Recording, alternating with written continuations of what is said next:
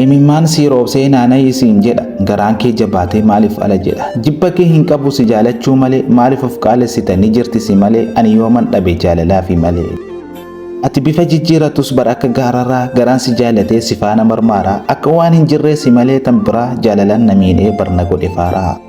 Gowwaa si fakkaadha si malee yoo jedhu garuu dogongorte maaloo of yaadadhu si biraa jibbamus kanaa booyus jira kanallee hubadhu.